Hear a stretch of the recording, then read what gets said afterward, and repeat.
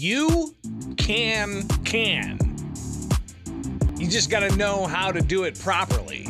It is Springfield's Morning News. I'm Greg Bishop on 92.7 WMAY, Springfield's News and Talk. And I got a call from a listener earlier this week, and she said, Bishop, I'm part of this group on Facebook, and we talk about preserving foods and all the tips and tricks that there are, and somebody had shared a video of a popular corporate TV show that's on in the mornings, and the host had somebody come out to do a segment on canning foods, and they just, even the guests they brought out said that they didn't know what they were doing, and people in this online group were pretty alarmed, actually, that there was somebody not knowing what they're doing trying to tell people how to can properly.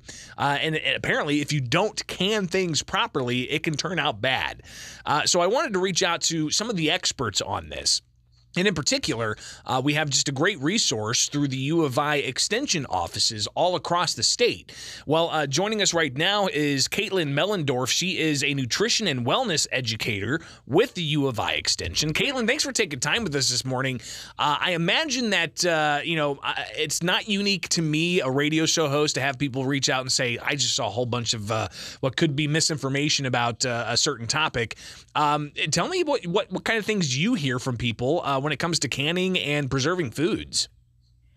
A lot of the calls that I get, the questions that I get, if they are new to canning or even if they've done it for years, a lot of the misinformation comes from usually older practices that were recommended, several decades ago, but we have new research, we have different types of methods to preserving that are more improved, so they do a better quality of preserving the foods for a longer time, and they have the added benefit of not producing some of the different bacteria that we're concerned about that can make us sick in canned foods.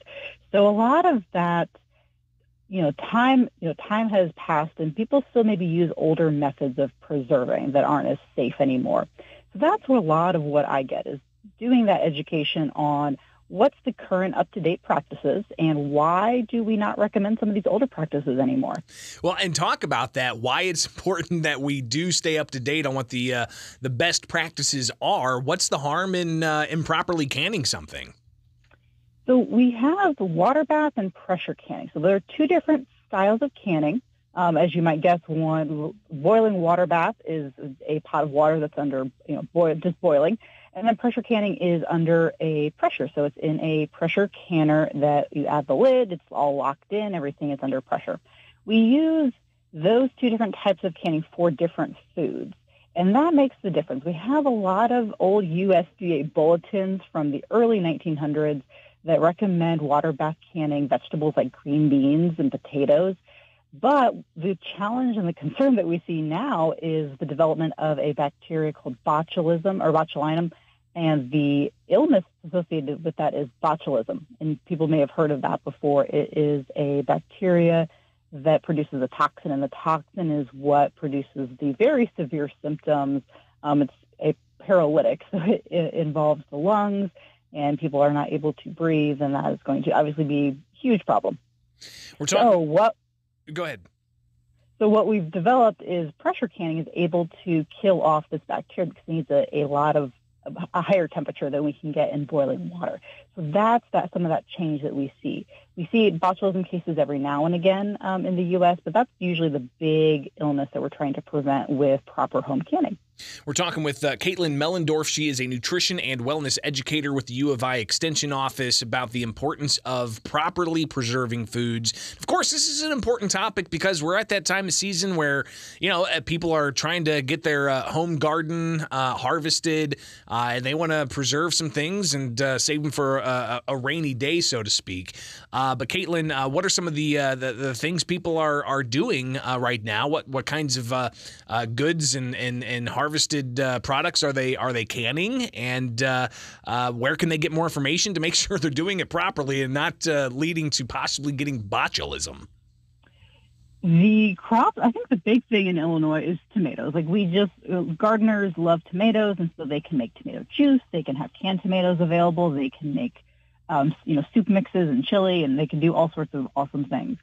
And so the resources that we recommend are resources from USDA, U.S. Department of Agriculture. They have a whole book on canning. I also recommend through the University of Georgia, the National Center for Home Food Preservation. They have a website. They also have a book that you can purchase online, and it does more than just canning. So it talks about other types of preserving like dehydration, freezing, fermenting, which are all, for me, in my tiny kitchen, a lot simpler than getting all the equipment for canning out of my kitchen. But those are great ones. And then, of course, check out local extensions. So whether you're in Illinois or other states, every state has a extension system. And so you can find local resources. We keep up to date on all the different changes. The big one that we had were white peaches. So the acidity is very different in white peaches versus yellow flesh peaches. So that was a big thing that came out of Wisconsin a couple of years ago. So, we do have research that just continues to be updated, and we're testing foods. And so we appreciate when people come use Extension as a resource to remain up to date. Caitlin Mellendorf, a nutrition and wellness education professional with U of I Extension. And Caitlin, of course, you're in the Decatur area, and there seems to be different expertise for different Extension offices. So tell us all the different types of things you're aware of that Extension offices can help with, not just canning, not just preserving, not just nutrition and gardening, but tell us about some of the other things that people can go to an Extension office and get that information on.